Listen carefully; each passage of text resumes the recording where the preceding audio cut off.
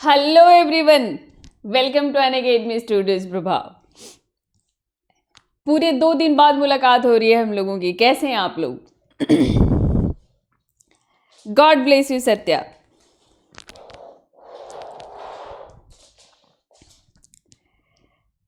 Good afternoon all of you.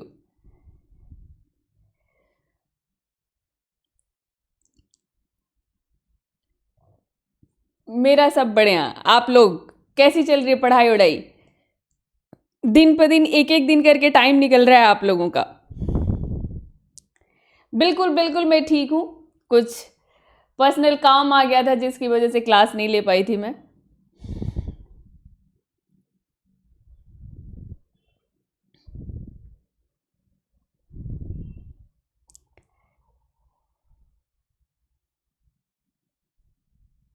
सिर्फ 2 दिन class नहीं हुई है, बस सैटरडे संडे नहीं हुई है।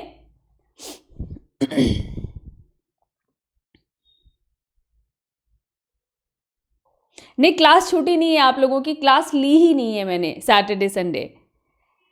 तो जो सैटरडे संडे में मैं लेती वो मैं अब लूंगी। थैंक यू अतुल, आप लोग वेट कर रहे थे।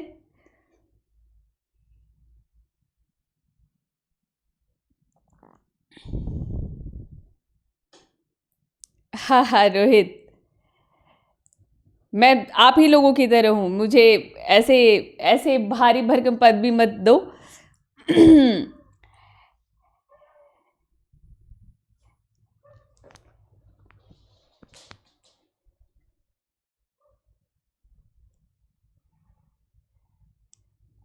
चलिए, तो थैंक यू एवरीवन। चलिए स्टार्ट करते हैं। आप लोगों को नोटिफिकेशन मिल गया होगा कि आज बिपिन चंद्रा का हम लोग स्टार्ट करने जा रहे हैं। बिपिन चंद्रा को तो आज एक इंट्रोडक्शन पार्ट रहेगा कि किस तरह से हम लोग पढ़ने वाले हैं बिपिन चंद्रा को। और क्लास 8 जो कि ख़त्म हो गई थी और उसमें लास्ट वाला जो चैप्टर था राष्ट्रीय आंदोलन का संगठन, तो मैंने कहा था कि वही चीज़ें दोबारा से रिपीट होंगी बिपिन चंद्रा में। और क्योंकि उतने से काम नहीं चलना है, थोड़ा डिटेल में पढ़ना है, तो हम लोग उसको बिपिन चंद्रा से ही करेंगे। पर जब मैं राष्ट्रीय आंदोलन में शुरू करूंगी तो मैं क्लास 8 वाले पार्ट को भी, जो बिपिन चंद्रा में नहीं है, मैं ले लूंगी। तो उसके लिए भी आप लोग बिल्कुल चिंता नहीं करेंगे, ठीक है?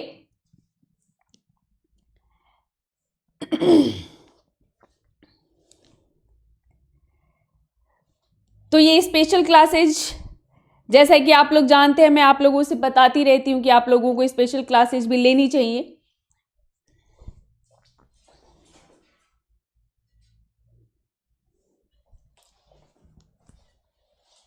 ठीक है, वहाँ पे भी बहुत ज्ञान की बातें हुआ करती हैं और बहुत सारे एडुकेटर्स जो प्रभाव पे नहीं है वो भी लिया करते हैं, तो आप लोगों को भी लेना चाहिए। और ये सारे टॉप के एडुकेटर जो पढ़ा रहे हैं अनअकैडमी प्लस पे, ये मेरा कोर्स चल रहा है आर्ट एंड कल्चर का, तो इन सब को पढ़ने के लिए आप अनअकैडमी प्लस को ज्वाइन करें। और देखिए रिंकू लाइव मेरा कोड है, रिंकू लाइव। और ये जो है, ये सारे के सारे जो है, ये कुछ आपके प्लान्स हैं। और इसमें 1 ईयर का प्लान जो कि बहुत महंगा भी नहीं है, 40,000 है, वो भी मेरा कोड यूज करेंगे रिंकू लाइव, तो ये सिर्फ 36,000 का हो जाएगा। और जैसा कि आप लोग को नोटिफिकेशन मिल चुका होगा कि अनअकैडमी प्लस पे बहुत सारे प्रोग्राम्स, मतलब बहुत सारे ऐसे प्रीलिम्स स्पेशल बैचेस शुरू होने जा रहे हैं और इसी जनवरी में शुरू हो जाएंगे सारे के सारे। तो आप लोग उसे बिल्कुल मिस ना करें और प्लस को ज्वाइन करें। प्लस से रिलेटेड जिनकी भी जो भी क्वेरीज हैं वो मुझे कांटेक्ट कर सकते हैं। मैंने आपको बताया है कि मेरा जो टेलीग्राम ग्रुप जो मैंने अपना बना लिया है वो है आपका ठीक है, मी स्लैश ये है रिंकू सिंह, मैं कैपिटल लिख रही हूं, आप ऐसे लिख सकते हैं स्मॉल, ठीक है, रिंकू सिंह हिस्ट्री, मैंने स्मॉल ही लिख दिया है। तो ये है, ये आर है, ये मेरा लिंक है, यहां पे आप लोग मुझे फॉलो कर सकते हैं। Good afternoon all of you.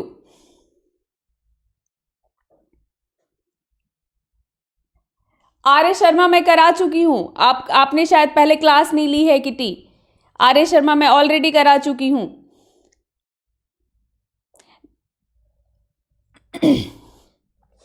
NCERT, old NCERT अगर आप लोगों ने पढ़ ली तो आपकी प्रीलिम्स मेंस दोनों का सिलेबस कंप्लीट हो जाएगा।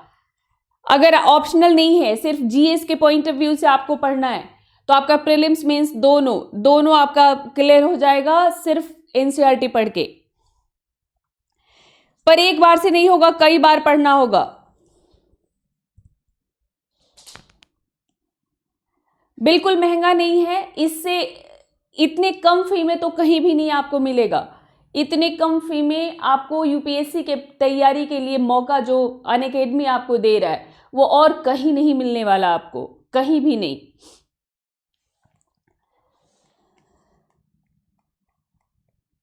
तो देखिए, मोस्ट अवेटेड, कितने दिनों से आप लोग परेशान थे, मैम बिपिन चंद्रा कराओ, बिपिन चंद्रा कराओ, तो कर लो दर्शन आप बिपिन चंद्रा के। ये देखो, ये जो है ये आपका न्यू, ये ओल्ड एनसीईआरटी है, ओल्ड एनसीईआरटी ओरिजिनल जो कवर पेज है, ये आपका कक्षा 12 के लिए आधुनिक इतिहास की पुस्तक जिसे बिपिन चंद्रा ने लिखा था। इसी बुक को ओरिएंट ब्लैक स्वान ने, क्योंकि अब ओल्ड एनसीईआरटी ई पाठशाला पे यूजीसी का जो साइट है वहां पे अवेलेबल नहीं है, तो अब मार्केट में मिलता नहीं है ये। तो मार्केट में जो ओरिएंट ब्लैक स्वान है उसने पुरानी जितनी भी ओल्ड एनसीईआरटी बुक्स हैं उनको बुक फॉर्म में वो अब पब्लिश कर रहा है। तो ये अगर आप खोजोगे मार्केट में तो ये मिल जाएगा, अमेजॉन पे भी है, ये अमेजॉन पे भी है। रूपा, क्या कमेंट है आपका? अच्छा, 2 दिन से वेट कर रही थी आप, कुछ पर्सनल इमरजेंसी थी जिसकी वजह से मैं क्लास नहीं ले पाई रूपा, तो ऐसा तो होता रहता है।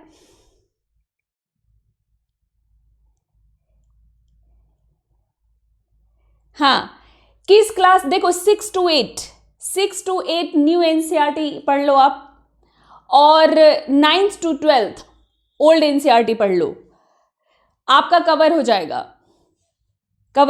आपका। 1 मिनट का ब्रेक चाहिए मुझे, शायद 1 मिनट भी नहीं लगाऊंगी, 40 second. I am back with in 40 second please.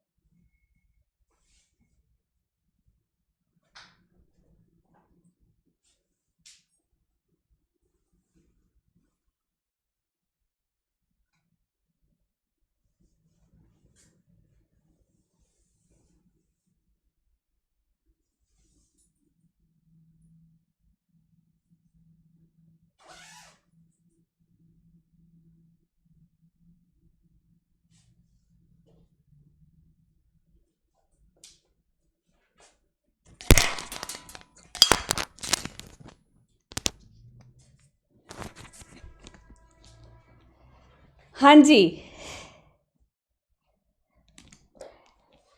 तो मैं ये कह रही थी कि 6 to 8 न्यू एनसीईआरटी और 9 to 12th ओल्ड एनसीईआरटी आप पूरा पढ़ जाओ, आपका प्रीलिम्स मेंस दोनों क्लियर हो जाएगा।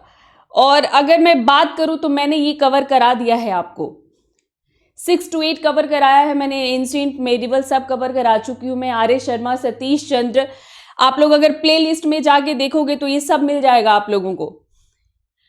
और अब मैं ये बिपिन चंद्र कराने जा रही हूँ जो कि आपकी ओल्ड एनसीईआरटी की 12th की बुक है, ठीक है। विषय क्रम देख लीजिए आप, इसमें कौन कौन से चैप्टर्स हैं? तो जो आपके चैप्टर्स हैं, तो 18वीं सदी में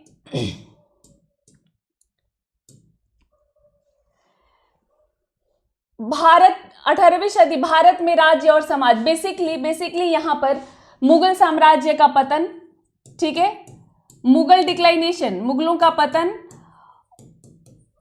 और जो नए नए प्रांत बने जैसे बंगाल, हैदराबाद, अवध, उनके बारे में कहा गया है, जिनके बारे में हम लोग पहले भी बात कर चुके हैं। भारत में यूरोपियों का आगमन, ये कई बार, अभी आप लोग अनुज सर का मुझे नाम याद नहीं आ रहा है, आप लोग ऑलरेडी कई बार भारत में यूरोपियों का आगमन पढ़ चुके हैं आप लोग, और वही चीज यहाँ पर भी पढ़ाई गई है। भारत में ब्रिटिश साम्राज्य की आर्थिक नीतियां और प्रशासनिक ढांचा। तो आर्थिक नीतियां में जो आप लोगों ने यहाँ पढ़ा, जो मैंने आपको क्लास 8 में कराया था, जो भू बंदोबस्त उन्होंने अपनाए, सबसे पहले अस्थाई बंदोबस्त, महलवाड़ी, रैयतवाड़ी, ये इन्हीं सब के बारे में इसमें बात की गई है। 1757 से 1857 बंगाल पर कब्जा के बाद बंगाल पर जैसे आधिपत्य उन्होंने किया, कौन कौन से वो प्रशासनिक आर्थिक परिवर्तन लेके आए, उनके बारे में इसमें बातचीत की गई है। ब्रिटिश भारत में प्रशासनिक संगठन, और प्रशासनिक संगठन में जो एक्ट्स वगैरह आते हैं उसके साथ सामाजिक तथा सांस्कृतिक नीति, इसमें राजा राममोहन राय, विद्यासागर, उन सब की बात की गई है। 19वीं सदी के पूर्वार्ध में सामाजिक और सांस्कृतिक जागरण, तो पुनर्जागरण आंदोलन जो 19वीं शताब्दी में हुआ, तो उसके बारे में इस चैप्टर में बातचीत की गई है। और यहाँ से हर साल ही एक क्वेश्चन आता है। और अभी हम लोगों ने कुछ ही दिन पहले जब हम लोग कर रहे थे क्लास 8, तो मैंने अभी कुछ कराया है आपका, अगर मुझे लगता है लास्ट वीक में ही हम लोगों ने किया है इस पे। और 1857 का विद्रोह,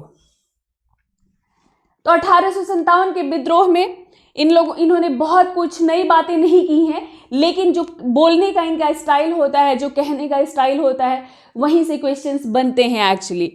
1858 के बाद एक्चुअली बिपिन चंद्र आपके लिए जहां इनसे इंपॉर्टेंट हो जाते हैं, और जहां से अगर मॉडर्न ट्रेंड आप देखते हो, और जहां से आजकल फ्रीक्वेंट क्वेश्चंस आ रहे हैं, तो वो इसके बाद से ही आते हैं। तो 1858 के बाद क्या क्या परिवर्तन हुए हैं प्रशासनिक, इस पे बात की है उन्होंने।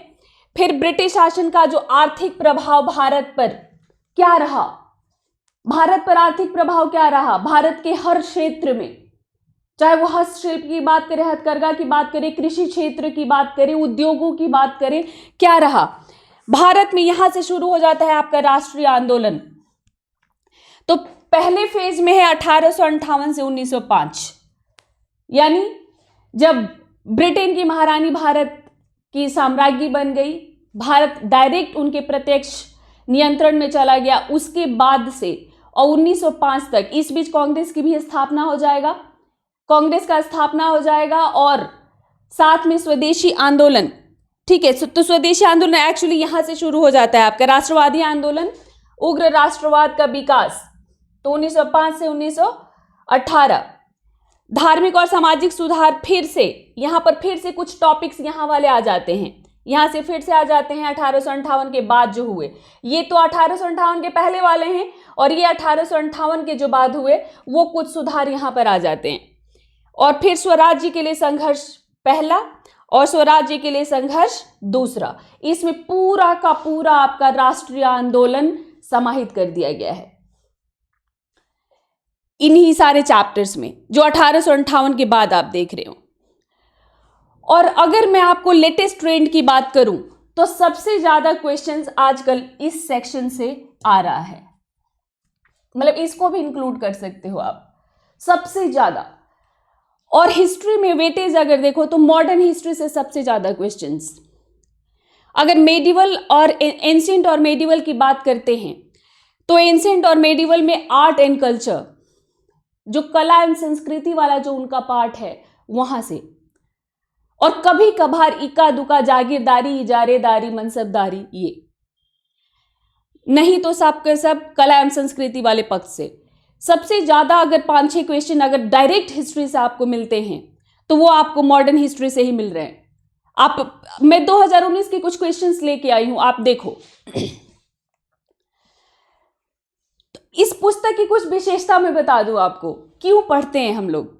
ये 18वीं से लेकर 18वीं से 20वीं शताब्दी तक के भारतीय इतिहास की अवधि को कवर करती है, 18वीं से 20वीं शताब्दी तक के। इसके बाद इनकी एक और किताब है, आपको पता है, ये तो आधुनिक भारत का इतिहास है, और एक और इनकी है भारत का स्वतंत्रता आंदोलन, इंडियाज स्ट्रगल फॉर इंडिपेंडेंस करके इन्होंने लिखा था। पर आपकी एनसीईआरटी यही वाली बुक है, एनसीईआरटी आपकी यही वाली है। Thanks Bharat, thanks. बहुत सारा कुछ भेजते हो आप लोग, तो मुझे लगता है कुछ गड़बड़ तो नहीं हो गया। एक दिन मैंने ध्यान नहीं दिया था तो वो क्लास डिस्टर्ब हो गई थी। हाँ जी, तो अब इसमें ये पूरा का पूरा कवर तो करती है, लेकिन स्वतंत्रता आंदोलन का अगर कालक्रम से खोजोगे, जैसे जो फैक्चुअल आप चाहते हो कि एकदम कालक्रम से पहले ये हुआ, फिर ये हुआ, फिर ये हुआ, वो नहीं मिलेगा आपको इस बुक में। यानी वो क्रोनोलॉजिकल ऑर्डर आपको नहीं मिलेगा, पर ये एक उपन्यास की तरह चलता है इनका ये बुक, एक उपन्यास की तरह, कि आप एक स्टोरी के तौर पर पढ़ते चले जाओ। तो ये ज्यादा किसकी बात करते हैं, तो उस समय के सामाजिक कारकों की बात करते हैं, स्थितियों का विवरण देते हैं, इस उपमहाद्वीप पर वो परिस्थितियां जिन्होंने अंग्रेजों को मदद की भारत में अपनी सत्ता को स्थापित करने में, उनकी बात करते हैं। और ये इसीलिए ये बुक आपके लिए इंपॉर्टेंट है। जो आप कालानुक्रम खोजोगे, जो मतलब आप क्रोनोलॉजी खोजोगे, वो आपको किसी भी बुक में मिल जाएगा। मार्केट में जैसे जसपाल एंड ग्रोवर खूब अपील करते हैं बच्चों को, क्योंकि हर चीज एकदम लाइन से उन्होंने ऐसे सजा दिया है। तो अगर आपको फैक्ट्स खोजना है तो ऐसी बुक्स आपको मिल जाती हैं, पर फैक्ट बेस्ड बहुत क्वेश्चंस तो नहीं आते आपके। फैक्ट्स आते भी हैं तो वो थोड़े डिफरेंट टाइप के आते हैं, वो भी कॉन्सेप्ट से रिलेट करके आते हैं वो क्वेश्चंस। तो उसके लिए ये बुक आपको फिर हेल्प करती है। पुस्तक उस समय के दौरान आम आदमी की टिप्पणियों को भी और ब्रिटिश शासन की प्रतिक्रियाओं के बारे में भी ये बात करती है। तो कुल मिला के ये क्या करती है कि आपका एक अप्रोच डेवलप करती है ये पुस्तक। तो अब इसमें पीटी फैक्ट्स कैसे बनते हैं तो मैं दिखा रही हूं आपको। देखो, ये बुक में प्रीलिम्स और मेंस दोनों के लिए महत्वपूर्ण है। दोनों के क्वेश्चंस डायरेक्ट यहां से उठाए जाते हैं और आपको आंसर्स यहीं पे मिल जाते हैं। आप लोगों को दिखाई पड़ रहा है ना, मैंने ये आपके 2019 के क्वेश्चन पेपर से उठाया है और यहाँ पेस्ट कर दिया है। मुझे लास्ट में आइडिया आया कि आप लोगों को कुछ क्वेश्चंस भी दिखा दूं। दिखाई दे रहा है? हाँ, मैं पीडीएफ दे दूंगी इसके। आजकल जो मैंने let's crack with Rinku Singh जो मैंने अभी बनाया है नया अपना वो टेलीग्राम ग्रुप, तो मैं डेली के डेली लेक्चर्स उसमें डाल रही हूं। पर क्या होता है ना, ये दिल मांगे मोर सुना है ना आप लोगों ने, ये दिल मांगे मोर। अब मैं क्योंकि रोज के रोज पीडीएफ डाल रही हूं, उसके बाद भी आप लोगों के कमेंट्स आते रहते हैं कि मैम एंशिएंट के पीडीएफ भेजो, मेडिवल के सारे पीडीएफ भेज दो, मैम क्या ज्योग्राफी के पीडीएफ आप दे सकती हो, सुनील सर से बात करके मुझे ये भेजो, एनवायरमेंट के भेजो। आप ऐसे आपके डिमांड्स आते हैं मेरे पास। क्या हम लोगों के लिए पॉसिबल है? आप सोचो, आप तैयारी में हो, आपसे कोई इस तरह की डिमांड करे तो क्या आपको अपनी पढ़ाई से फुर्सत है? मैं आप लोगों के लिए रोज पढ़ाती हूँ, रोज पढ़ाने के लिए मैं पीपीटीज रेडी करती हूँ। फिर मेरा एक ऑफलाइन इंस्टीट्यूट है, वहाँ पे भी मैं कुछ क्लासेस लेनी होती हैं, मुझे कुछ अपने पर्सनल काम होते हैं। उसके बावजूद मैं रोज के रोज पीडीएफ डाल रही हूँ अपने ग्रुप पे, डेली में डाल रही हूँ। उसके बाद भी आप लोगों को शिकायतें हैं, तो मेरे से ग्रुप पे शिकायत की जा रही थी कि ये हक है हमारा पूछने का कि क्यों फला टीचर ये करता था, वो करता था, आप क्यों नहीं करती हैं ये सब। तो मेरी आपसे रिक्वेस्ट है कि मेरी भी मजबूरी को समझें, टाइम टू टाइम मैं सारे पीडीएफ डालती गई हूं, आपको बहुत सारे अनअकैडमी स्टूडियोज प्रभाव पे मिल जाएंगे। और तब मैं एक साथ कई लेक्चर्स के डाला करती थी, तो उसमें शायद एक दो मिस हो जाते होंगे, इसीलिए मैंने ये इंश्योर किया है कि मैं डेली का डेली डालूंगी। तो मैं पूरा अब से डाल रही हूं और अब ये मिलता रहेगा आप लोगों को, ठीक है? तो इसका भी मिल जाएगा। Thank you. तो देखिए एक क्वेश्चन देखिए, स्वदेशी आंदोलन के संदर्भ में स्वदेशी आंदोलन के संदर्भ में ये कथन है कि स्वदेशी आंदोलन के संदर्भ में निम्नलिखित कथनों पर विचार कीजिए। तो पहला कथन है, 2019 का क्वेश्चन है ये, 2019 प्रीलिम्स, ठीक है, कि इसने देशी शिल्पकारों के कौशल तथा उद्योगों को पुनर्जीवित करने में योगदान दिया। इसने देशी शिल्पकारों के कौशल तथा उद्योगों को पुनर्जीवित करने में योगदान किया। दूसरा कथन है कि स्वदेशी आंदोलन के एक अवयव के रूप में, एक पार्ट के रूप में राष्ट्रीय शिक्षा परिषद की स्थापना हुई थी। अब ये बोलता है कि कौन सा कथन इसमें सही है। तो आप लोगों ने अगर प्रीवियस ईयर लगाया होगा तो आपको पता होगा कि ये दोनों सही है। स्वदेशी आंदोलन, इसका नाम ही बंगाल विभाजन के विरोध में ये शुरू हुआ और नाम रखा गया स्वदेशी आंदोलन, क्योंकि इसी आंदोलन में पहली बार विदेशी कपड़ों की होली जलाई गई थी, यानी विदेशी वस्तुओं के बहिष्कार का एक ट्रेंड शुरू हुआ था और स्वदेशी अपनाओ के नारा ने जोर पकड़ा था। तो इसने स्वदेशी कौशल और उद्योगों को पुनर्जीवित करने में जाहिर है कि मदद किया इसने। उस समय विदेशी वस्तुओं की, कपड़ों की होली जलाई जा रही थी और इसी समय 1906 में बंगाल में राष्ट्रीय शिक्षा परिषद की भी स्थापना हुई थी कि मतलब स्वदेशी में शिक्षा भी स्वदेशी तरीके से ही होगा, भारतीय शैली से ही होगा। तो ये दोनों ही सही हैं और ये दोनों का आंसर आपको, इस क्वेश्चन का आंसर आपको बिपिन चंद्र में खूब आराम से मिल जाएगा। इसी तरह एक नेक्स्ट क्वेश्चन देखिए कि भारतीय राष्ट्रीय आंदोलन के संदर्भ में निम्नलिखित युग्मों पर विचार कीजिए। युग्म मतलब दोनों, पेयर। युग्म क्या मतलब हो गया? पेयर। तो सरतेज बहादुर सप्रू, तो उनके संस्था का अध्यक्ष थे अखिल भारतीय उदार संघ। केसी नियोगी संविधान सभा के अध्यक्ष तो आपके एक बने सच्चिदानंद सिन्हा और बाद में निर्वाचित बने थे डॉक्टर राजेंद्र प्रसाद, ये सदस्य थे। पीसी जोशी महासचिव भारतीय साम्यवादी दल। और ये तीनों ही सही है,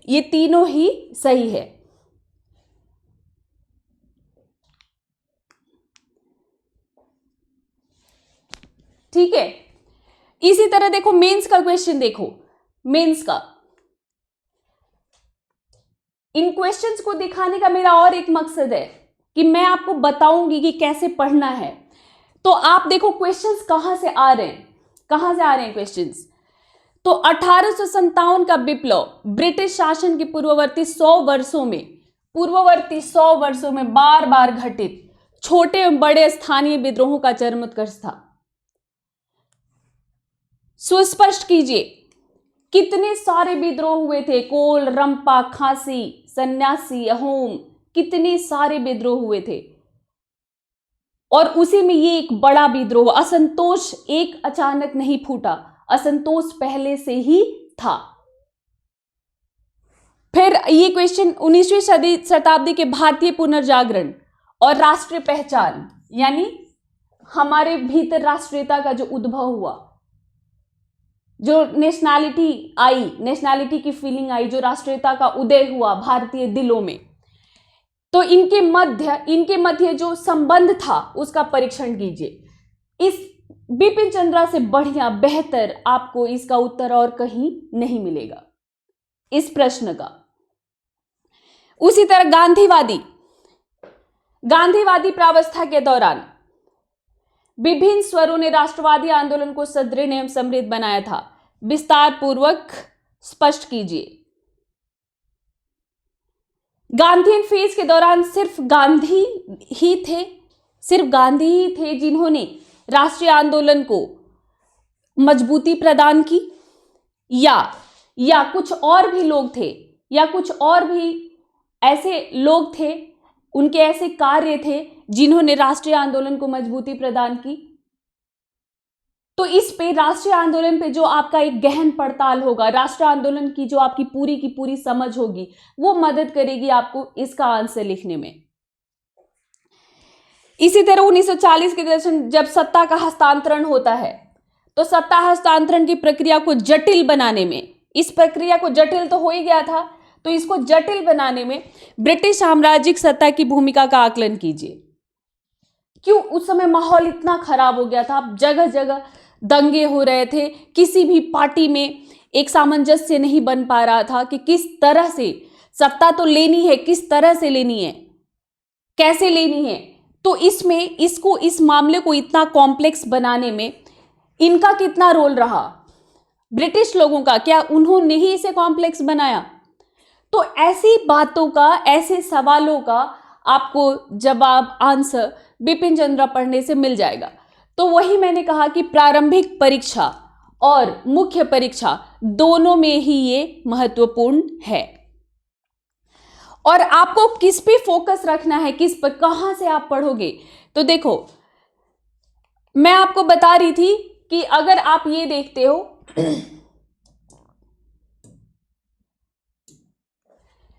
कि इसमें अगर आप ये है मुगल साम्राज्य का पतन, ठीक है, ये है मुगल साम्राज्य का पतन, यहां यूरोपियों का आगमन, इससे रिलेटेड आपको ना 2018 में क्वेश्चन मिलेगा ना 19 में,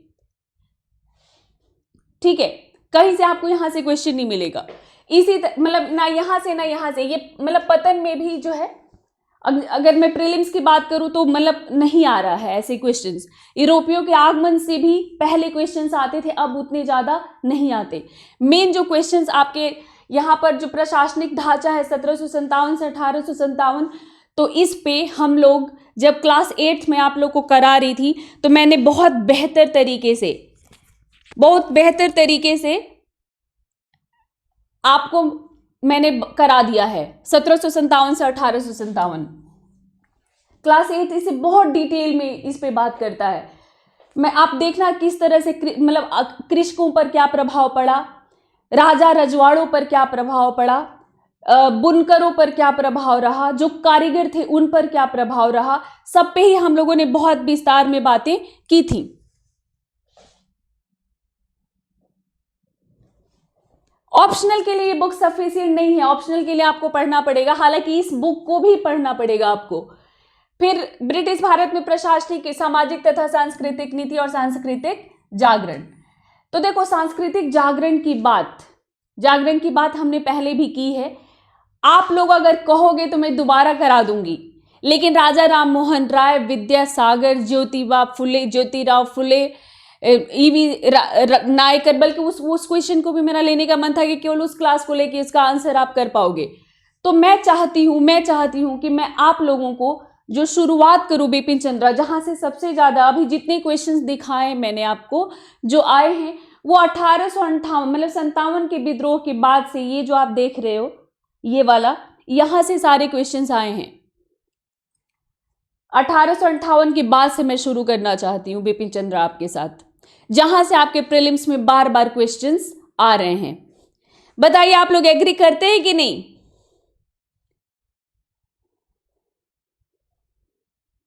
तब तक आप लोग आंसर करिए जब तक मैं आगे बढ़ती हूं।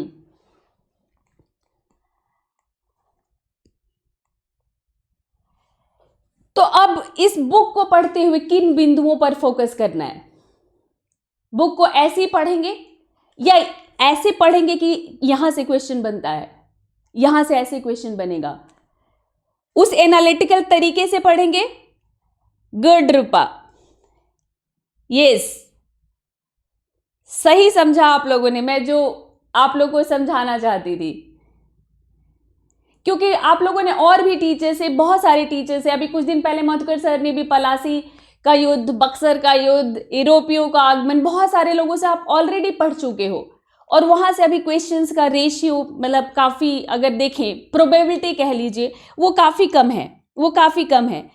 तो जहां से क्वेश्चन ज्यादा आ रहे हैं और जहां से सबसे बेहतर बिपिन चंद्रा ने लिखा है उस सेक्शन को हम लोग कवर करते हैं।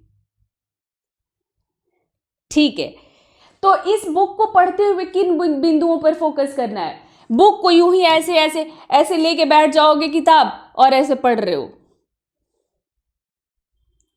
ऐसे पढ़ोगे या फिर आप एकदम से उसमें बिल्कुल फोकस्ड होके और यहां से ऐसे क्वेश्चंस बनते हैं, अच्छा ये स्वदेशी आंदोलन है, इस पे ऐसा क्वेश्चन तो अभी 2019 में आया था, 2018 में ऐसे पूछा था, अच्छा कब 2015 में भी पूछा था। तो ऐसे उस पे उस सेक्शन से कैसे कैसे क्वेश्चंस पूछे जा चुके हैं, आपको पूरा वो सेक्शन देखते ही याद आ जाना चाहिए।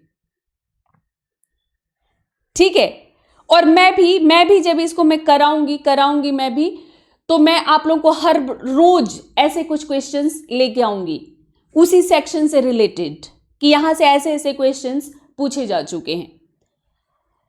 तो पढ़ने के लिए सबसे पहले आपके पास क्या होनी चाहिए? स्ट्रैटेजी होनी चाहिए आपके पास। ठीक है, कि हमको किसको सबसे ज्यादा ध्यान देना है, और ये तो हमको याद रहना ही है, हमको याद करना ही है।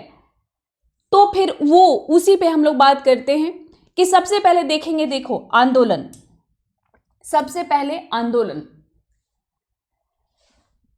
1857 की क्रांति से लेकर और जितने बड़े छोटे आंदोलन हुए हैं अभी तक, अगर मतलब गांधी जी द्वारा किए गए आंदोलन, उनके पहले जितने स्वदेशी आंदोलन है, तेभागा आंदोलन, ये सब इस तरह के जितने भी आंदोलन हुए हैं उन सब के बारे में जानना है। प्लस क्या कारण थे, मुख्य कारण क्या थे, मुख्य कारण क्या रहे उस आंदोलन के पीछे, अगर 57 ही है तो क्या कारण रहे मुख्य। हमने बात की थी कि वो चर्बी एक तात्कालिक कारण था, उसके पीछे बहुत दिनों से असंतोष चल रहा था, किसानों का असंतोष, कारीगरों का असंतोष, सिपाहियों का असंतोष, जमींदारों का, नवाबों का, सारे ही असंतुष्ट थे। किसने किसने भाग लिया, इस पे बहुत फ्रीक्वेंट क्वेश्चन आने लग गया है, किसने किसने भाग लिया। देखो कारण पर तो पहले ही आ गया, अभी मैंने आपको एक मेंस का क्वेश्चन दिखाया कि वो अचानक क्रांति नहीं हो गई थी 1857 की, पहले से जो है संतोष का उबाल फूट रहा था धीरे धीरे कहीं, और वही इकट्ठा हुआ था। तो किसने किसने भाग लिया इसमें? महिलाओं ने भाग लिया या नहीं लिया? जमींदार नवाबों का यहाँ पे इस आंदोलन में उनकी मतलब प्रतिक्रिया क्या रही, उनका स्टेटस क्या था, उन्होंने किसको सपोर्ट किया, अंग्रेजों को किया या आम जनता को किया, आंदोलनकारियों को किया, पुरुष, स्त्रियां, बच्चे, आंदोलन में अलग अलग नेताओं का क्या रहा, इसमें मतलब बच्चों के साथ बच्चों ने मतलब स्त्रियों ने भाग लिया, पुरुषों ने कितना भाग लिया, किस क्षेत्र के लोगों ने भाग लिया, ये सब कुछ जानना होगा। फिर इस आंदोलन के सफलता विफलता के कारण क्या रहे, आंदोलन अगर सफल रहा तो सफलता के क्या कारण रहे, और अगर आंदोलन विफल हो गया तो विफलता के क्या कारण रहे। इन कारणों की एकदम सूक्ष्म पड़ताल होनी चाहिए आपके पास कि ये कारण था जिसकी वजह से आंदोलन सफल हुआ और ये कारण था जिसकी वजह से आंदोलन को कुचल दिया गया। अलग अलग पार्टी, एक आंदोलन किसी एक पार्टी ने मान लो असहयोग आंदोलन गांधी ने चलाया, तो उस असहयोग आंदोलन पर बाकी पार्टीज का क्या रुख था, जो अलग अलग उस समय मतलब कई सारी पार्टीज, कम्युनिस्ट पार्टी से लेकर के आपका किसान सभा बन चुका है, मजदूर यूनियन बन चुका है, ये सब, इन सब का क्या उस पर क्या राय थी, या फिर जो अलग अलग नेता थे बड़े बड़े, तेज बहादुर सप्रू, मोतीलाल नेहरू, चित्तरंजन दास, सुभाष चंद्र बोस, जवाहरलाल नेहरू, इन सब का, पटेल, इन नेताओं के क्या विचार रहे उस आंदोलन पर। चित्तरंजन दास, तेज बहादुर सप्रू ने मिलकर के, मोतीलाल नेहरू ने मिलकर जब स्वराज पार्टी की स्थापना की और इन्होंने जब ये डिसाइड किया कि हम वायसराय की काउंसिल में जाकर और उनके कार्यों को रोकेंगे या भारतीयों के लिए डिमांड रखेंगे, तो गांधी सहमत नहीं थे। और इसी तरह गांधी ने जब असहयोग को कॉल ऑफ किया तो ये नेता सहमत नहीं थे उनसे। तो ये सब जो है सारे नेताओं के विचार, प्रतिक्रियाएं, ये सब जानना होगा, ये सब, और यहीं से आपके क्वेश्चंस बनेंगे। जितने महत्वपूर्ण मिशन आए, अगर मैं बात करूं मिशन की बात कर रही हूं, एक्ट्स की बात नहीं कर रही हूं, मिशन। फिर भी अगर जैसे हम लोग ऐसे तो सबसे बड़ा अगर देखते हैं तो साइमन कमीशन से आपका स्टार्ट हो जाता है, पर उसके पहले भी ये तो एक्ट था, फिर भी 1909 की अपनी वैल्यू है, क्योंकि भारत में सांप्रदायिकता की शुरुआत इसी को माना जाता है, इसी एक्ट से। सबसे पहले पृथक निर्वाचन कौन लेके आया? तो 1909 का अधिनियम। इसीलिए जो है हम लोग मिंटो को सांप्रदायिकता का जनक कहते हैं। फिर आपका 1919 हो गया, 1919 का जो अधिनियम आया, जिसे हम मॉन्टेग्यू चेम्सफोर्ड सुधार भी कहते हैं, द्वैध शासन अधिनियम भी कहते हैं। तो इस पर क्या आया था कि इसी मिशन मतलब इसमें द्वैध शासन की स्थापना हुई थी, और इस पे ये था कि 10 साल बाद एक इंक्वायरी कमीशन इस पर आएगा जो ये पड़ताल करेगा कि 1919 का ये एक्ट कितना सफल रहा। तो इसी पर साइमन कमीशन आया। तो क्योंकि 10 साल बाद आने वाला था तो वैसे 1929 में आना चाहिए था, पर भारत में असंतोष कुछ ज्यादा फैल गया। तो क्योंकि असंतोष कुछ ज्यादा फैल गया तो फिर मतलब कितना 27, तो एक तरह से 10 साल नहीं हुआ, 2 साल पहले ही 1927 में साइमन कमीशन आ गया। Simon commission. अब ये कमीशन का बहिष्कार क्यों हुआ, इस कमीशन में क्या प्रावधान था, क्यों बहिष्कार हुआ, कहां पर किनकी क्या प्रतिक्रियाएं रही साइमन कमीशन के लिए? साइमन कमीशन, क्रिप्स मिशन, ये अगस्त प्रस्ताव, आपका कैबिनेट मिशन, इन सारे मिशंस के बारे में ऐसा कुछ भी नहीं होना चाहिए जो आपसे छूट जाए आपसे।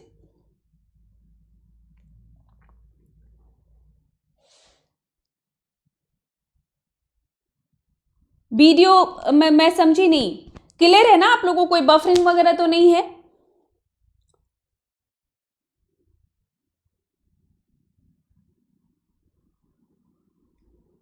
गुड इवनिंग मौसम कुमारी, वेरी गुड नेम। मौसमी भी थी एक, ठीक है। तो इस तरह सारे महत्वपूर्ण मिशंस कमीशंस जो आए हैं उन पर ध्यान रहेंगे। इसी तरह अधिवेशन, किसके अधिवेशन? कांग्रेस के अधिवेशन।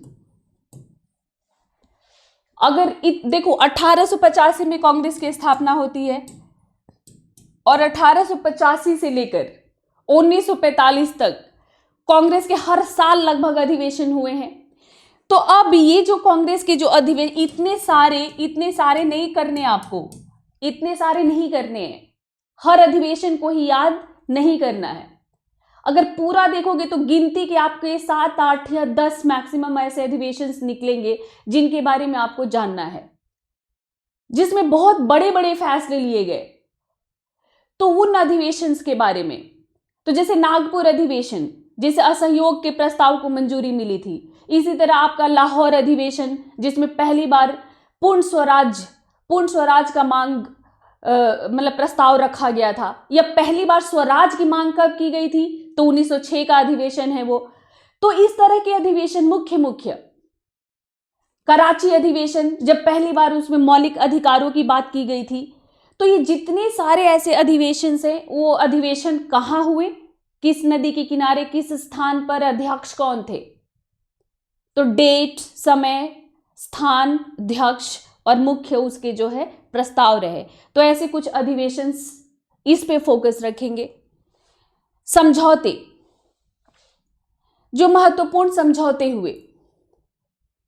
अब इसमें जैसे अगर हम लोग बात करते हैं लखनऊ पैक्ट की, लखनऊ समझौता जो हुआ, किन परिस्थितियों में हुआ, क्या हुआ, क्या बातें की गई, कैसे ये बात की गई थी कि अब हिंदू और मुसलमान साथ साथ मिलकर इस स्वतंत्रता की लड़ाई को लड़ेंगे, तो उसमें क्या क्या कौन कौन लोग थे, मुख्य कौन कौन लोग थे जिन्होंने इस गठजोड़ के लिए काम किया, क्या क्या फैसले लिए गए। इसी तरह अगर हम लोग बात करते हैं गांधी इरविन समझौते की बात करें अगर, तो गांधी इरविन समझौते की हम लोग जब भी बात करते हैं तो हमेशा ये बात करते हैं ना कि भाई गांधी भगत सिंह को नहीं बचा पाए।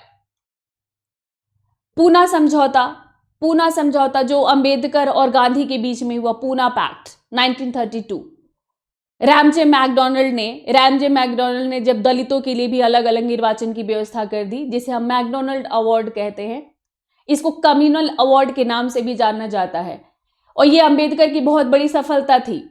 उसके पहले तीन गोलमेज सम्मेलन जो हुए, दूसरे में गांधी जी गए थे, तो ये गोलमेज सम्मेलन, भाई गांधी इरविन समझौते के बाद ही गांधी तैयार हुए थे जाने के लिए। तो ये सारे पैक्ट्स, इन सब पर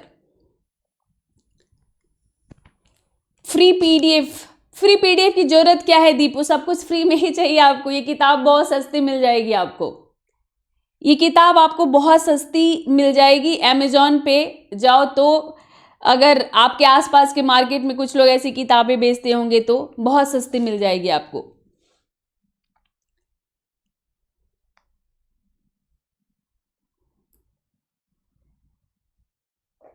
ठीक है, तो ये कुछ मुख्य बिंदुएं थी जो आपको ध्यान रखना है बिपिन चंद्र को पढ़ते हुए। और क्योंकि अब मैं बिपिन चंद्र करा रही हूं आप लोगों को, तो मैं इन सब बातों का विशेष ध्यान रखूंगी। बिपिन चंद्र आपको ऐसे पढ़ना है,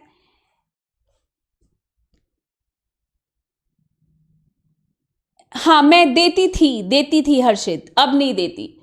तो बिपिन चंद्र आपको ऐसे पढ़ना है कि आपका पूरा का पूरा हिस्ट्री, जो आपका मॉडर्न हिस्ट्री है, जो हमारा स्वतंत्रता आंदोलन है, ये पूरा का पूरा आपके दिमाग में फ्रेम्ड हो जाए।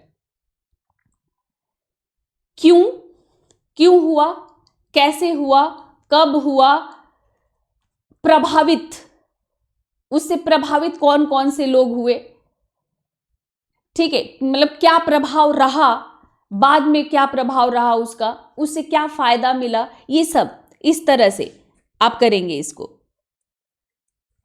हाँ, अब है ऑप्शनल के लिए जो आप लोग बार बार पूछ रहे हैं, मैंने कहा कि पूरा जो है आपका न्यू एनसीईआरटी, न्यू 6 to 8, उनके लिए जिन्होंने अभी हिस्ट्री कभी नहीं पढ़ी है उनके लिए मैं कहूंगी, ठीक है, जिन्होंने हिस्ट्री अब मतलब तैयारी की जो शुरुआत कर रहे हैं वो। अदरवाइज आप ओल्ड एनसीईआरटी 9 to 12। तो देखो आपको पता है कि 9th और 10th आपकी वर्ल्ड हिस्ट्री है और ये आपके मेंस में आता है, तो आप इसको 9th 10th अभी छोड़ सकते हो। आप सीरियस होके 11th और 12th पढ़ जाओ। 11th और 12th में कौन कौन मिलेंगे आपको? आर्य शर्मा, सतीश चंद्र और बिपिन चंद्र।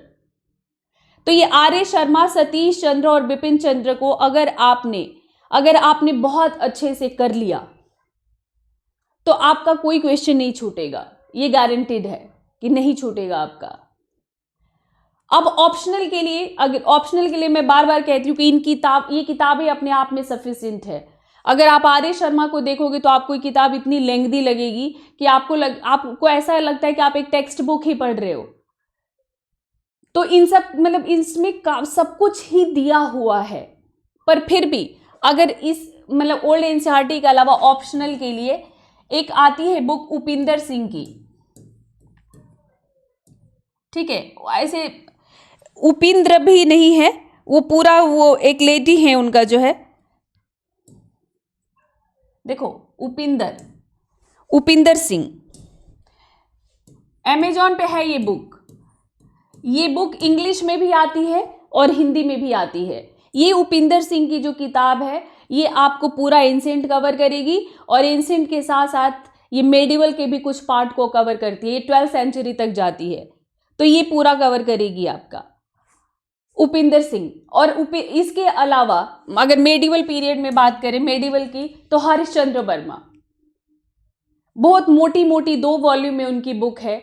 लेकिन बहुत सारे ऐसे ऐसे फैक्ट्स उसमें मिलते हैं जो सतीश चंद्र में नहीं है। पर जैसा कि आप देख पा रहे हैं कि मेडिवल हिस्ट्री से वेटेज ही बहुत कम रह गया है और जितने क्वेश्चंस आते हैं उतने सतीश चंद्र में दिए हुए हैं। तो आपको इतनी मोटी मोटी बुक पढ़ने की जरूरत नहीं है। फिर भी आप मतलब मैंने दोनों बुक पढ़ी है और मैंने देखी है कि हरिश्चंद्र वर्मा में जितना डिटेल एनालिसिस है उतना सतीश चंद्र में नहीं है। तो आप एक मेडिवल के लिए जो है हरिश्चंद्र वर्मा पढ़ सकते हैं, ठीक है, हरिश्चंद्र वर्मा। और मॉडर्न के लिए स्पेक्ट्रम,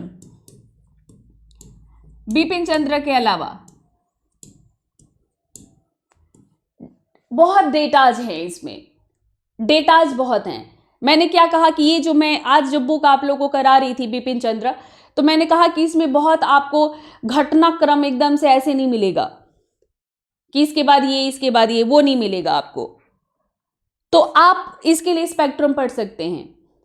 अब जो लोग उसके लिए भी पढ़ रहे हैं, जिनका सिर्फ जीएस पर्पज से सिर्फ जो हिस्ट्री पढ़ रहे हैं वो स्पेक्ट्रम भी पढ़ रहे हैं, बिपिन चंद्र भी पढ़ रहे हैं, तो आप अपना टाइम वेस्ट कर रहे हो अपना टाइम। किसी एक बुक को पकड़ो, और मैं कहूंगी कि बिपिन चंद्र पकड़ो क्योंकि ये आपकी एनसीईआरटी है, तो बिपिन चंद्र पकड़ो। इसमें जो एक आपका आर्ट एंड कल्चर बचता है, तो आर्ट एंड कल्चर के लिए मैंने आपको बताया था नितिन सिंघानिया की बुक सफिशिएंट है आर्ट एंड कल्चर के लिए। हालांकि उसमें एक 11th क्लास 11th की फाइन आर्ट्स की बुक है, एनसीईआरटी फाइन आर्ट्स, आर्किटेक्चर और पेंटिंग पे उससे बढ़िया कवरेज आपको और कहीं नहीं मिलेगा जो उस पर है। बाकी सीसीआरटी ये वो सब मतलब थोड़ा सा ऐसी है, भटकने जैसा है। ये दो चीजें करेंगे तो आपका हो जाएगा पूरा। हिंदी लिटरेचर अंकित आप सुनील सर से पूछना, मेरा कभी ये सब्जेक्ट नहीं रहा है। हालांकि मुझे बहुत शौक है लिटरेचर पढ़ने का। मेरे घर में एक बड़ी सी अलमारी भरी हुई है हिंदी लिटरेचर से। मुझे जब भी एंजॉय करना होता है, जब भी खाली टाइम होता है, तो मैं लिटरेचर पढ़ती हूँ।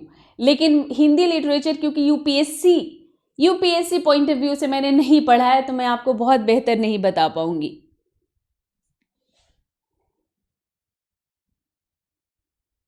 11th-12th की ही बुक मैं बता रही हूं आपको प्रवीणा, यही मैं पढ़ने को कह रही हूं आपको। सतीश चंद्र, आर शर्मा, ये कौन कौन है सब पता होगा आप लोगों को, ठीक है। राम शरण शर्मा मैं बता चुकी हूं, पहले भी मैं बता चुकी हूं। शर्मा, राम शरण शर्मा, ठीक है। फिर ये है आपका प्राचीन भारत, फिर आपका सतीश चंद्र, मध्यकालीन भारत, और फिर विपिन चंद्र। आज तो आपने देख ही लिया विपिन चंद्र। आधुनिक भारत, बिपिन चंद्र की एक और बुक आती है भारत का स्वतंत्रता संग्राम। अगर वो भी आप पढ़ लेते हो, ये भी पढ़ लेते हो, तो ये तो दोनों बुक एकदम आपको बिल्कुल, हालांकि काफी सिमिलर हैं, काफी कुछ चीजें सेम जैसी मिलेंगी आपको। एक और मैं बात आपको बता दूं, इसमें जगह जगह कोट्स बहुत दिए गए हैं, अंग्रेजों के भी दिए गए हैं कि इस वायसराय ने या इस भारत सचिव ने ये कहा, उन्होंने ये कहा, उनके इतने बड़े बड़े कोट्स दिए गए हैं। कभी नेहरू का दिया गया है, कभी बोस का दिया गया है, कभी गांधी का ही दिया गया है। इन कोट्स पे बहुत, उस पे इतने क्वेश्चंस आते ही नहीं हैं, उस पे बहुत ज़्यादा ध्यान नहीं देना है। मैं भी क्लास में कभी उन कोट्स को नहीं लेके आऊंगी। कभी ऐसी कुछ एक्सप्लेन करना होगा तो मैं आपको भले ही बता दूं कि गांधी ने इस बात पे ऐसे कहा था, लेकिन नहीं आते क्वेश्चन। अब शुरू में तो देखे जाते थे, आजकल इन पे क्वेश्चंस नहीं आते, और कोट्स भरे हुए हैं बिपिन चंद्र की बुक में। तो उन कोट्स पर आप ज़्यादा ध्यान मत देना, आपका टाइम ज़्यादा चला जाएगा। स्पेक्ट्रम की क्लास तो एक ऑलरेडी प्रभाव पे एक सर ले रहे हैं, तो आप लोग भी लेते होंगे शायद उनकी क्लास, मेरे ख्याल से। देखो, जिनका ये मतलब नहीं है, मैं कह रही हूँ ऑप्शनल नहीं है हिस्ट्री, तो आप ज़्यादा परेशान मत हो। देखो, इतनी सारी बुक्स को पढ़ने से अच्छा है, जो सिंसियर बच्चे हैं वो इस बात को जानते हैं, कि आप अपने घर में एक रूम में लाइब्रेरी बना लो, उससे बेहतर है गिन के 4 किताब रखो, ठीक है, और वही आपको सिलेक्शन दिलाएंगी। और उनको इतनी बार पढ़ जाओ कि पेज नंबर इस पर ये लिखा हुआ है, और जैसे ही क्वेश्चन आए आपके एग्जाम में तुरंत वो पेज ही खुल जाए आपकी आंख के सामने कि हाँ हाँ बिपिन चंद्रा ने इस चैप्टर पे ये ऐसे कहा है, या रामशरण शर्मा ने ये बोला है। ऐसे पढ़ो इसको, ऐसे पढ़ोगे तभी क्लियर होगा, तभी क्लियर होगा इसको। हाँ, तो ऑप्शनल के लिए तो मैंने ये लिस्ट दे दी है। मेंस के लिए अर्जुन देव एनफ हैं वर्ल्ड हिस्ट्री के लिए।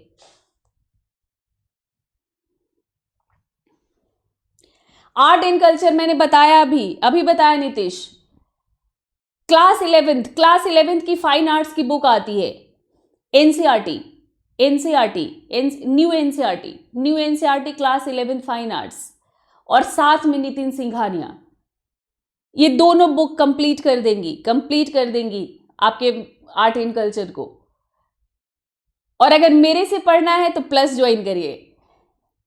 मैं एनसीईआरटी, नितिन सिंघानिया, इन कुछ चीजें अपने समझ से भी लेकर और बहुत उसको सिंप्लीफाई तरीके से पढ़ाने की कोशिश करती हूँ, क्योंकि आर्ट एंड कल्चर में कुछ चीजें आपको बहुत बोरिंग लगेंगी। जैसे जब संगीत पढ़ना शुरू करते हो तो नाद, स्वर, ताल, सप्तक, ठीक है, तो ये सब जब राग वाग पढ़ना शुरू करते हो तो फिर ऐसा लगता है कि अरे हमको मतलब संगीत विशेषज्ञ थोड़ी ना बनना, यूपीएससी चाहता क्या है हमसे, ऐसा सवाल आने लग जाता है आपके मन में कि हमको क्या करना है, नाद क्या होता है, आहत नाद क्या है, अनाहत नाद क्या है। लेकिन आपसे भी यूपीएससी का एग्जाम, मतलब देश का जो सबसे बड़ा पद है, उस पे आपका सिलेक्शन होने जा रहा है, तो वो आपसे उम्मीद करता है कि आपके आगे आकर एक संगीतज्ञ बैठ जाए तो आप उससे बात कर सके 10 मिनट के लिए, या वो आपको बेवकूफ बना के न जाए। मतलब आपके आसपास जो भी हो रहा है उसकी जानकारी आपको होनी चाहिए। तो चलिए फिर 5 बजे मिलते हैं हम लोग। कल से मैं बिपिन चंद्रा फुल फ्लैश शुरू करूंगी। आज 5 बजे की क्लास में मैं आपको टेम्पल आर्किटेक्चर के बारे में थोड़ा बताऊंगी, एक ब्रीफ आइडिया टेम्पल आर्किटेक्चर के बारे में। तीनों स्टाइल, ठीक है, तीनों ही, नागर, द्राविड़, बेसर। काफी दिनों से आप लोग कह रहे हो तो मैंने सोचा कि चलो एक क्लास ले लेती हूं, तो बीच बीच में ऐसे मैं लेती रहूंगी।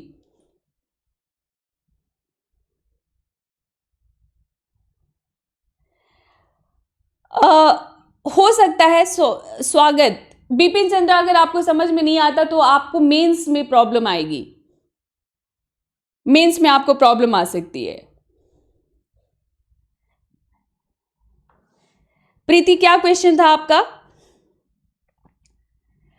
5 बजे मैं आप लोगों को मंदिर स्थापत्य, जो कि आपके मतलब आर्ट एंड कल्चर का टॉपिक है और हिस्ट्री से ही रिलेटेड है, आपके एंशिएंट हिस्ट्री से ही, क्योंकि मंदिर, ज्यादातर मंदिर कब बने हैं, हालांकि मेडिवल पीरियड में भी चोलों ने बनवाए, पल्लवों ने बनाए, तो आपका मतलब ये ही इन्हीं पर बात करेंगे कि मंदिर स्थापत्य की शुरुआत कैसे हुई और कैसे कैसे, मतलब कौन कौन सी शैलियां थी भारत में।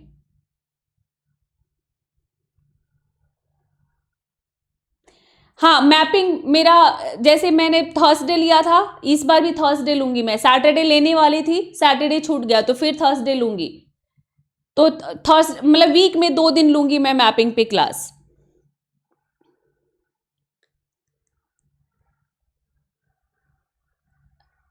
हर सप्ताह में 2 दिन मैपिंग पे क्लास रहेगी आप लोगों की।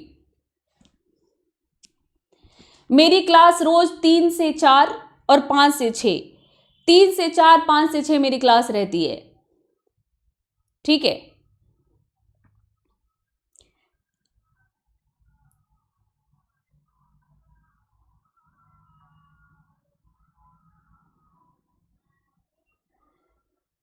बेसिक से हिस्ट्री के लिए एनसीईआरटी करो, 6 to 8 एनसीईआरटी करो।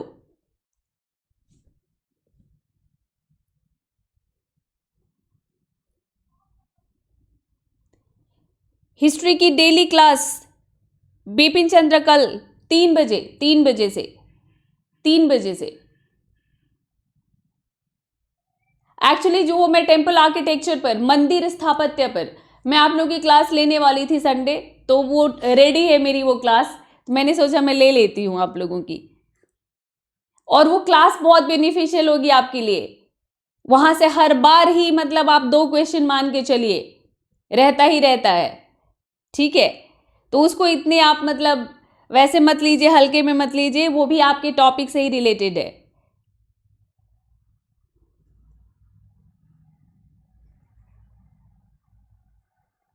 हाँ, स्पेक्ट्रम और बिपिन चंद्रा में से किसी कोई एक ही बुक पढ़ो, दोनों पढ़ोगे तो आपका समय ज्यादा जाएगा।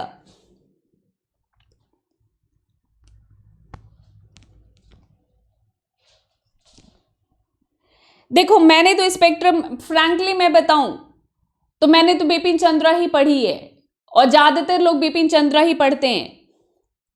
फिर भी अगर आपको जैसे लगता है, स्पेक्ट्रम भी अच्छी बुक है, राजीव अहिर ने लिखा है इसको, और स्पेक्ट्रम की जो आधुनिक भारत है स्पेशली वो बहुत अच्छा है, तो आप पढ़ सकते हैं।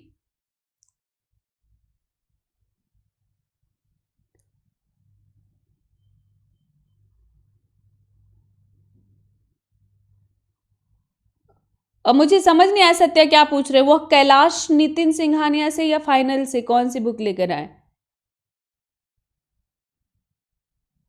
अच्छा, 5 बजे वाली क्लास स्पेशली किसी बुक से नहीं है, स्पेशली किसी बुक से नहीं है। मैं आपको बार बार बोलती हूं, हर बुक से पढ़ो और अपनी समझ बनाओ, ठीक है। तो वैसे है वो। हालांकि मैंने आर्ट एंड कल्चर पे मैंने 2 ही किताब पढ़ी है, फाइन आर्ट्स की जो बुक है वो, और नितिन सिंघानिया। सबसे ज्यादा गंभीरता से मैं वही दोनों बुक पढ़ती हूँ। कभी कभी सीसीआरटी वगैरह टहलते हुए कभी देख लिया, पिक्चर चाहिए, नहीं मिल रहा है तो चलो वहां से ले लो, तो ऐसे देख लेती हूं।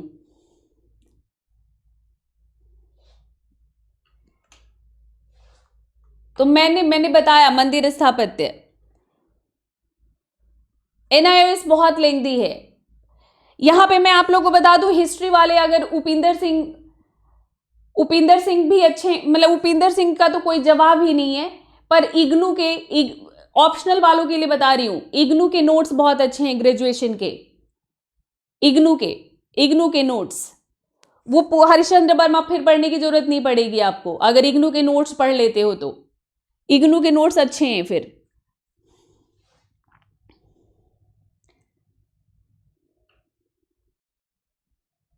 नहीं, मैं अब तैयारी में नहीं हूं। अनअकैडमी प्लस का बेनिफिट ये है कि वहां पर इन सारे जितने भी ऐसे स्टैंडर्ड बुक्स हैं उन्हीं को बेस बना के पढ़ाया जाता है, और आपको पीडीएफ आपको वहां पर अवेलेबल होगा आपके लिए। पीडीएफ अवेलेबल होता है, वीडियोज अवेलेबल होते हैं, और आप वो सब डाउनलोड करके अपना एक नोट्स बना सकते हो हमारे ही लेक्चर्स से। ये बेनिफिट है। वहां पर मतलब अराउंड 80 वहां पर एडुकेटर्स हैं, और उसमें हिंदी के हम लोग वही मतलब 10-15 के आसपास हिंदी के भी टीचर्स हैं, और जो बाकी इंग्लिश वाले हैं वो भी हिंदी में ही पढ़ाते हैं, बाइलिंगुअल पढ़ाते हैं।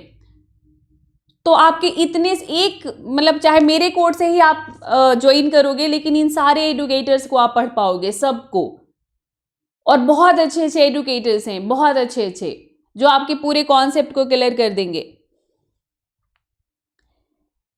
इंदिरा गांधी ओपन यूनिवर्सिटी, राहुल अभी यही नहीं पता आपको?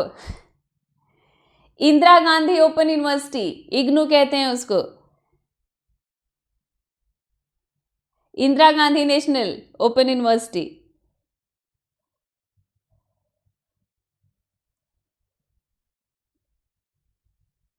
जो लोग रेगुलर क्लास नहीं कर पाते वो इग्नू से करते हैं, जो लोग रेगुलर क्लास नहीं कर पाते, जिनके पास टाइम नहीं है, वर्किंग लोगों के लिए होता है ये।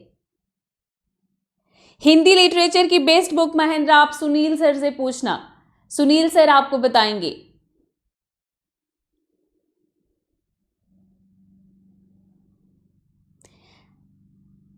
मैं तो अपने नोट्स दे ही रही हूं सत्या, मतलब मैं अभी जो मैं पढ़ा रही हूं डेली का मेरा आपको मिलता है पीडीएफ।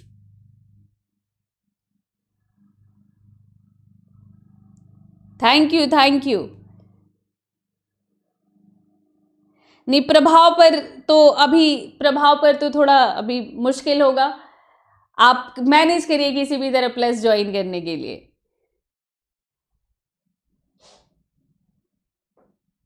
चलिए फिर 5 बजे मिलते हैं। काफ़ी क्वेश्चंस लिए मैंने, हमेशा मेरी कोशिश यही रहती है कि मैं आप लोगों के क्वेश्चंस जरूर लूँ। तो 5 बजे मिलते हैं आप सब लोगों के लिए। तब तक के लिए all the best, bye bye. मेरे नोट्स, मेरा crack with Rinku Singh search करना टेलीग्राम पे, आप क्रैक विद रिंकू सिंह, मेरा अपना एक ग्रुप है और वहां पे आपको मेरे नोट्स मिल जाएंगे। मैं डेली का डाल देती हूँ, ठीक है। चलिए फिर, थैंक यू, बाय बाय।